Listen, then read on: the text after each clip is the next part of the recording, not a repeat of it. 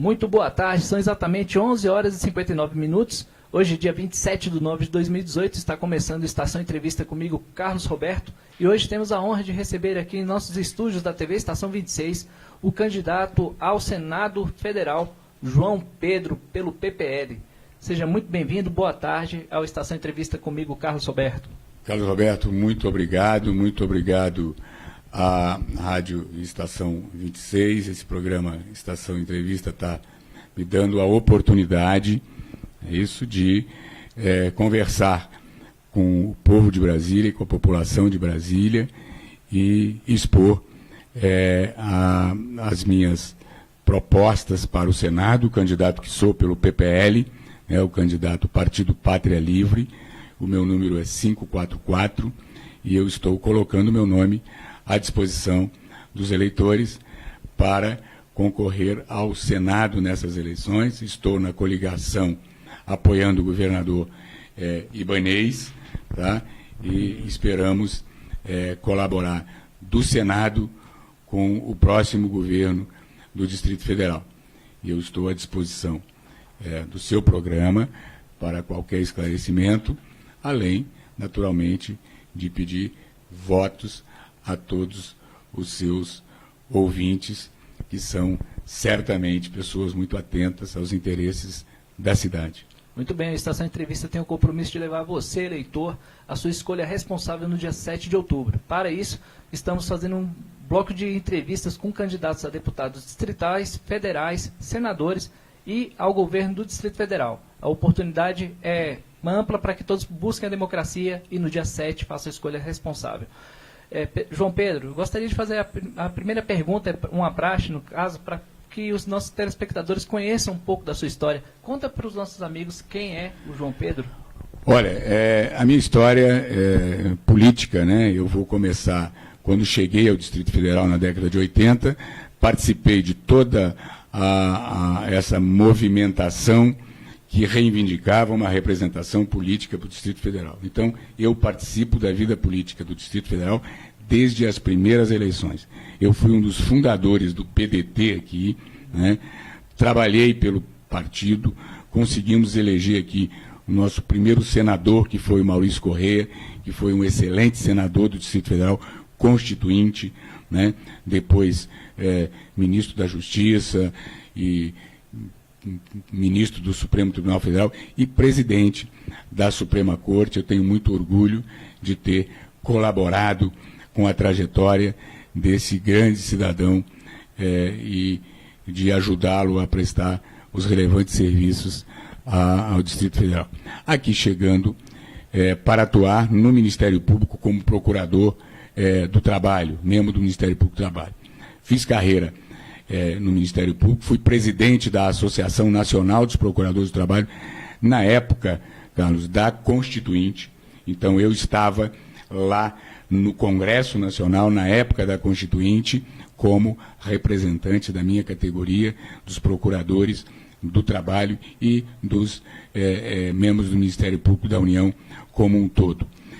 Depois, eu assumi o cargo de Procurador-Geral do Ministério Público do Trabalho, onde, por 2 mandatos, eu exerci esta função. Atuei no Ministério Público em programas importantíssimos, como erradicação da violência no campo, que nós tínhamos, naquela época, muitos problemas quanto a isso. Erradicação do trabalho escravo, que é um programa que se transformou em programa do governo e segue até hoje com o Ministério Público combatendo essas mazelas da nossa sociedade. Também trabalhei muito e implantei projetos de erradicação do trabalho infantil. Então, tudo isso foi feito, claro, nas minhas atribuições de membro do Ministério Público do Trabalho. Isso sem prejuízo da minha função de professor universitário, né, que eu sou professor de Direito do Trabalho e Processo do Trabalho durante todo esse período. Ainda sou hoje professor licenciado ainda do UniCeub, não me desvinculei da cátedra e, depois desse período, aposentado, passei a trabalhar como advogado. Hoje eu tenho um escritório de advocacia, onde eu atuo na área trabalhista e onde eu tenho como uma diretriz da minha atuação a defesa do direito do trabalho, do direito dos trabalhadores, sobretudo os trabalhadores os menos favorecidos, onde nós combatemos as desigualdades, combatemos a sonegação de direitos trabalhistas. Agora estamos também resistindo muito a essa reforma trabalhista que foi imposta aos trabalhadores sem uma discussão, e a minha proposta no Senado é fazer uma revisão total dessa reforma, corrigindo todos esses pontos que vieram a prejudicar o trabalhador de uma forma absurda. Então, a minha trajetória é essa, sempre na defesa do trabalhador, na defesa da ordem jurídica, na defesa do direito do trabalho. Por isso é que eu estou me candidatando ao Senado e estou dizendo que eu serei o senador do trabalho, ou seja, vou continuar trabalhando dentro desta mesma linha. E, claro, eu estou saindo do meu conforto, da minha aposentadoria, do meu escritório da advocacia, para voltar à vida pública para trabalhar. Tá? E, nesta intenção, eu, inclusive, fiz um compromisso público no cartório, abrindo mão de qualquer vantagem que possa advir do cargo de senador. Isso é para dizer para a população que a minha proposta é trabalhar pelo povo do Distrito Federal. Muito bem. João Pedro, por gentileza, nos diga por que o senhor resolveu se candidatar ao Senado. Ora, uma das razões da minha candidatura ao Senado é que nós estamos, e você, como homem das comunicações, também ouve a reclamação do povo, do eleitor, de ter que votar sempre nos mesmos candidatos que prometem, não cumprem as suas promessas e a cada 4 anos vem fazer novas promessas para não cumprir. E diz que o sistema eleitoral é esse, tem que votar nos mesmos. Digo, olha, se uma das reclamações, que é uma das reclamações que tem coerência, que realmente o povo tem toda a razão, se uma das reclamações é esta, então nós temos que colocar o nosso nome à disposição. E aí eu até conclamo os jovens, os profissionais liberais, enfim, a comunidade toda, que vá para dentro dos partidos políticos, apresentem o seu nome, coloquem o seu nome à disposição do eleitor, para que possamos fazer uma cidade melhor, para que possamos fazer um Distrito Federal melhor e um Brasil melhor, substituindo esses políticos que estão aí e que são alvos de tantas reclamações da sociedade e, às vezes, até reclamações de instituições, como Ministério Público, como Judiciário. Vamos trocar, vamos renovar. Então, o meu nome é uma opção para que você tenha uma renovação no Senado. A sua maior bandeira é o trabalhismo. Qual é a sua ligação com os trabalhadores? Olha, a minha relação com os trabalhadores é uma relação que vem, enfim, na minha vida inteira. Primeiro, eu quero dizer que eu, antes de assumir um cargo público, todos os cargos públicos que eu assumi, todos eles, primeiro oficial de justiça da Justiça Federal, ainda quando estudante, depois procurador da Fazenda Nacional e depois Ministério Público do Trabalho, todos por concurso público. Tá? Nunca assumi um cargo público por indicação, embora não tenha realmente nada contra os que exercem cargo público por mérito, mas na minha vida sempre foi por concurso público. Mas eu comecei, Carlos, a minha vida como agricultor. Está lá na minha carteira, eu fui cobrador de ônibus. Tá? Você sabe que é uma vida sacrificada, Tocador de ônibus, que passa o dia inteiro dentro de um ônibus, sem ter, às vezes, lugar para comer, sem ter como fazer a sua higiene, e, enfim, e atendendo ali toda sorte de clientes. Depois eu fui office boy, fui bancário. Então, veja, a minha vida foi uma vida como trabalhador. Então, eu tenho a experiência de ser um trabalhador. Passando para o Ministério Público do Trabalho, eu comecei, então, a cuidar do trabalhador, a cuidar do interesse do trabalhador, a procurar fazer com que os direitos dos trabalhadores fossem respeitados, porque eu senti isso na pele enquanto empregado, não é isso? E isso, naturalmente, reverte a favor da sociedade. Quando você tem um trabalhador bem remunerado, um trabalhador satisfeito, um empregador que cumpra as regras, que cumpra as leis trabalhistas, ele tem uma concorrência saudável, né? E nós temos uma sociedade também saudável, uma sociedade progressista. E essa minha linha trabalhista foi, talvez, o que interessou mais a minha coligação, que hoje me apoia para o Senado, né? Eu estou apoiando o Ibanez para o governador, né, que é o nosso candidato que, com certeza, vai governar o Distrito Federal, e eu quero, com essa minha experiência, tanto de trabalhador, de empregado, de bancário, professor, advogado e membro do Ministério Público do Trabalho, eu quero estar no Senado ou não, ao lado do governador, para colaborar com a administração de Brasília e fazer uma Brasília muito melhor do que ela é. Muito bem. Como advogado e ex-procurador-geral do Ministério Público do Trabalho, quais foram as suas principais ações realizadas em defesa dos trabalhadores? Veja, eu venho de uma reunião agora com alguns colaboradores, com alguns apoiadores, e nós estávamos conversando sobre a inclusão de deficientes no mercado de trabalho. Quer dizer, eu me orgulho de dizer que na minha época em que eu fui procurador-geral do trabalho, né, os primeiros concursos públicos dentro da instituição que incluíram cotas de deficiente foram na época em que eu estava administrando. No Ministério Público nós sempre desenvolvemos políticas, criamos comissões e coordenadorias para exigir a inclusão do deficiente no mercado de trabalho, como determina a lei. E também para respeito de cota de deficiente em concursos públicos, e brigamos também para a democratização do ingresso no serviço público, entrando com ações civis públicas, né, contra determinados órgãos públicos que contratavam empregados por vias transversas, que não o concurso público, isso sem contar o combate diuturno e reiterado ao trabalho infantil, ao trabalho degradante, ao trabalho escravo.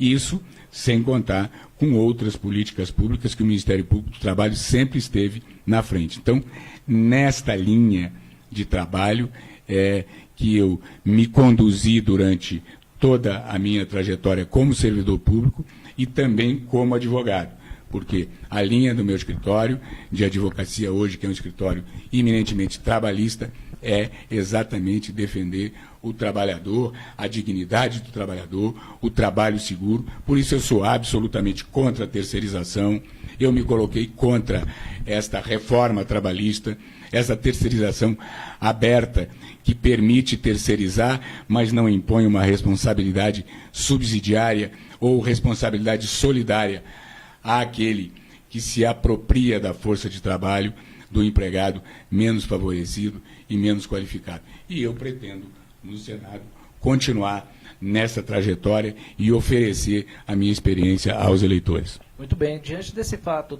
então o senhor é totalmente contra, no caso, a terceirização e a reforma trabalhista e previdenciária também?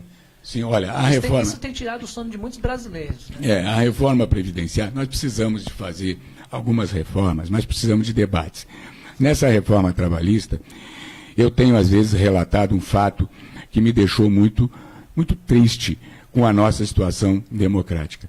Eu tive que entrar, no dia da votação da reforma trabalhista, eu tive que entrar com habeas corpus no Supremo Tribunal Federal para permitir que um dirigente sindical, um dirigente de uma central sindical, pudesse ter acesso ao plenário do Senado para assistir à votação da reforma trabalhista. Então, foi uma reforma que não teve debate nas ruas, não teve debate com os trabalhadores e não teve debate com os empregadores sérios, com aqueles empregadores que realmente querem cumprir a lei, ter uma concorrência leal, enfim.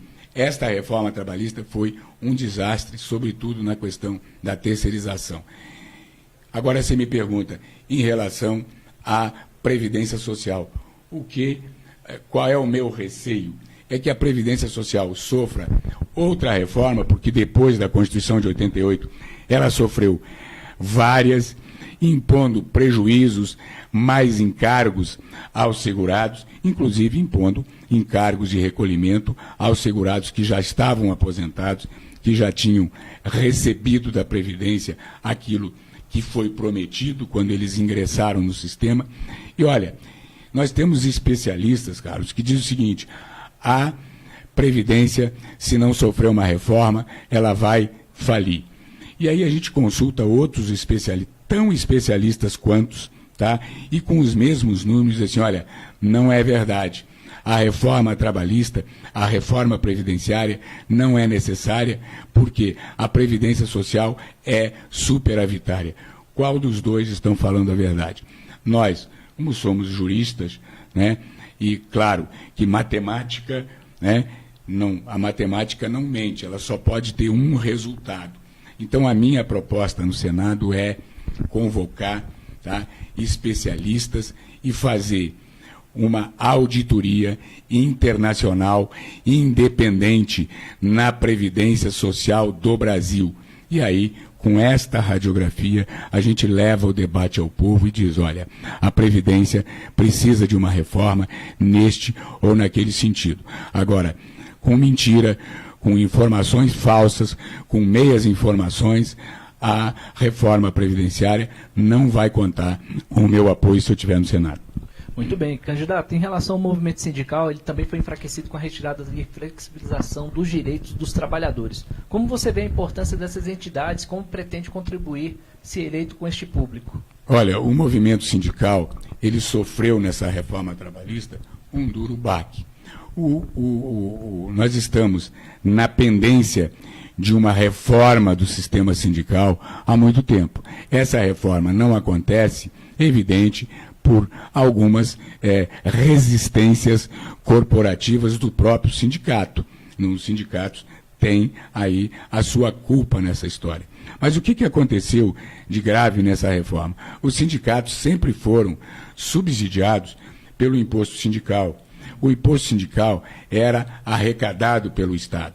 O Estado arrecadava o imposto sindical, um dia de trabalho de todos os empregados, e distribuía para as entidades sindicais para que elas pudessem exercer as suas funções de representar o interesse dos empregados, sindicalizados ou não.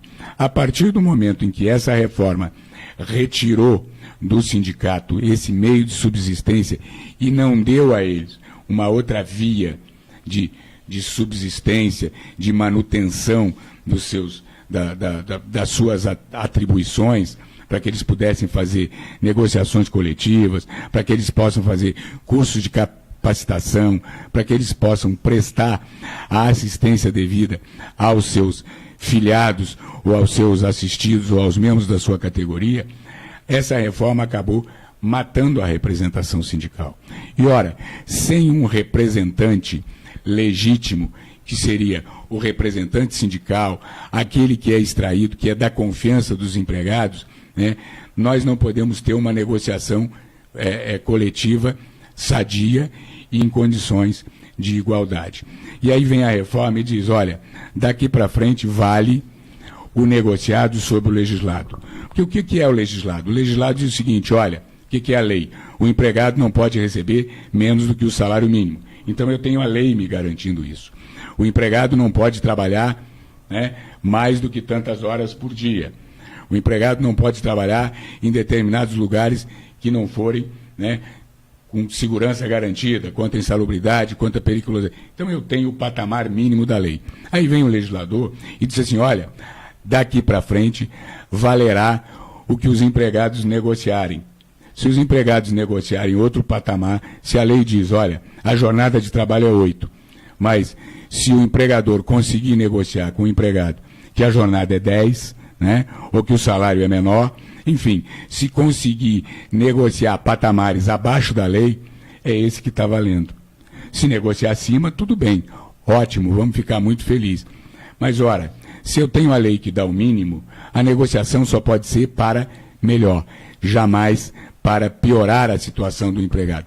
Então, esse negociado prevalecer sobre a lei com um sindicato morto, com um sindicato esfarrapado, com um sindicato famélico, não pode funcionar nem no Brasil, nem em lugar nenhum do mundo. Mas se continuarmos assim, os empregados sem representação, nós vamos ter o caos nas ruas, com empregados reivindicando os seus direitos, sem a liderança de um sindicato forte. Muito bem, esse é o João Pedro, candidato ao Senado Federal pelo PPL, aqui no Estação Entrevista, oportunizando você, eleitor, a conhecer o candidato para te representar no dia 7 de outubro. A importância da democracia é feita aqui pela TV Estação 26, em sua grade horária. Candidato, em relação, além de defender o trabalhador, outra proposta sua é defender a Justiça do Trabalho, o Ministério Público do Trabalho e o Ministério do Trabalho também. Porque querem extinguir esses órgãos, sim, na sua opinião. Veja bem, como você pretende atuar nessa defesa deles? Nessa reforma trabalhista, ela foi muito questionada, né? Questionada até por alguns vieses de inconstitucionalidade. Alguns itens dessa reforma foram levados ao Supremo por associações, é isso, de classes, por sindicatos, porque são inconstitucionais e extremamente prejudiciais ao empregado. Onde é que o empregado tem, não é isso, o seu refúgio? Onde é que o empregado busca, não é isso, proteção quando os seus direitos são desrespeitados, Roberto? Ele vai buscar isso na Justiça do Trabalho e, às vezes, vai buscar isso no Ministério Público do Trabalho, que também tem se mostrado uma instituição muito importante na fiscalização de direitos do trabalhador.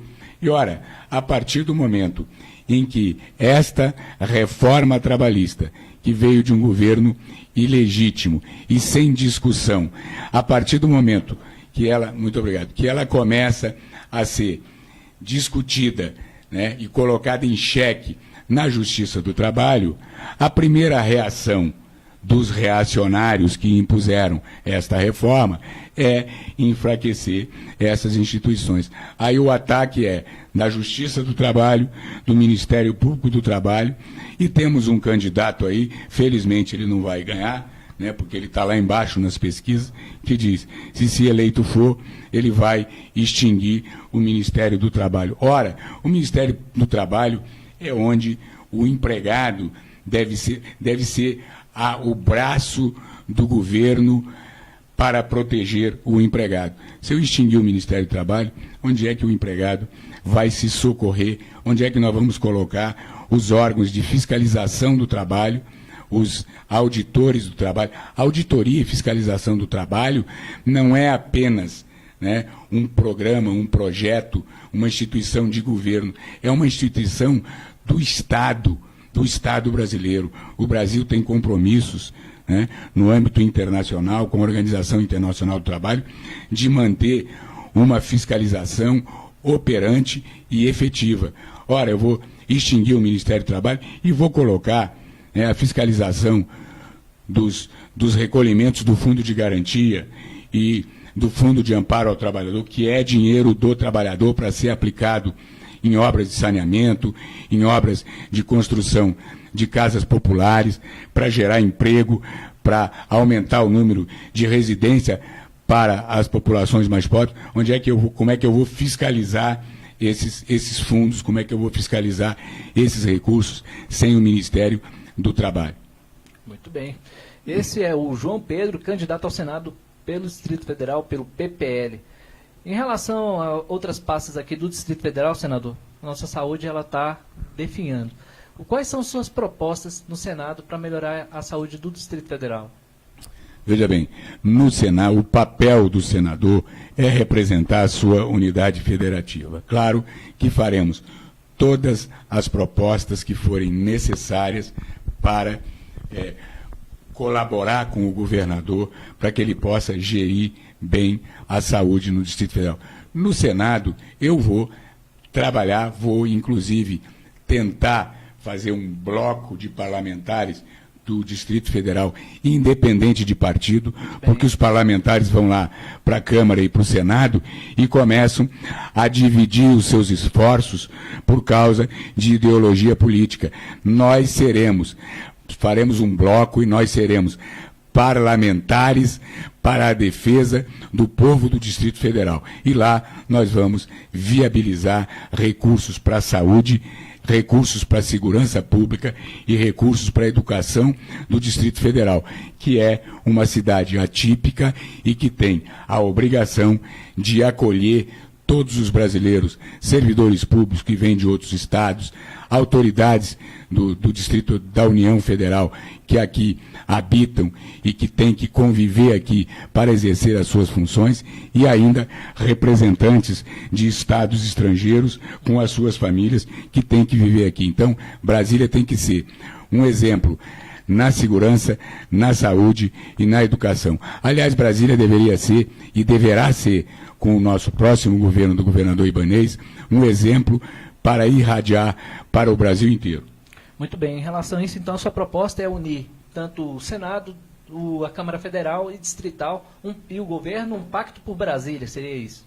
Seria um pacto por Brasília, porque o que a população de Brasília sofre em relação à saúde e segurança são questões que, claro, também acontecem em outros estados da federação. Mas, como eu já disse, aqui é a capital da República.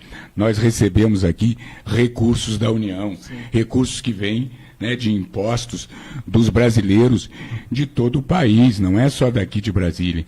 Então nós precisamos dar a resposta. Claro, temos aqui problemas com o entorno. Brasília acaba se transformando, né, um polo de atendimento dessa população, mas isso não é desculpa. O Estado tem que atender na saúde, na segurança e na educação todos aqueles que a ele recorram, todos aqueles que necessitem desse atendimento. E nós precisamos viabilizar isso, né? Se nós não quiséssemos fazer um sacrifício para isso, nós não estaríamos aqui como candidato, nós continuaríamos lá no conforto da nossa casa e no conforto da nossa aposentadoria. O que eu quero realmente é trabalhar, e tudo que for possível, tudo que tiver ao meu alcance, eu vou fazer para ajudar o governador que será eleito, Ibanez, e vou ajudar o Distrito Federal em tudo aquilo que estiver ao alcance de um senador da República, de um eleitor e de um cidadão do Distrito Federal. Muito bem. Esse é o candidato João Pedro, candidato ao Senado Federal pelo PPL. Eu gostaria que você deixasse seu recado. Nossa entrevista chegou ao final. Ora, o senhor pode falar com a população, deixar o seu número. O meu recado para a população, eu acho que nessa entrevista você foi muito feliz, muito obrigado, você fez todas as perguntas que eram pertinentes e que me permitiram dizer ao eleitor de Brasília, à população de Brasília, quem sou eu, o que pretendo e a minha história.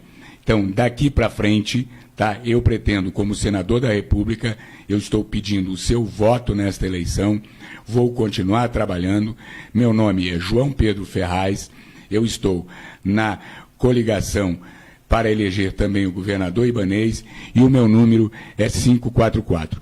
Guardem esse número, guardem esse nome e, por favor, nas eleições, não esqueçam de me conceder o seu voto para que eu possa trabalhar por você. Muito obrigado. Esse foi a Estação Entrevista comigo, Carlos Roberto, oportunizando a você, eleitor, fazer sua escolha responsável.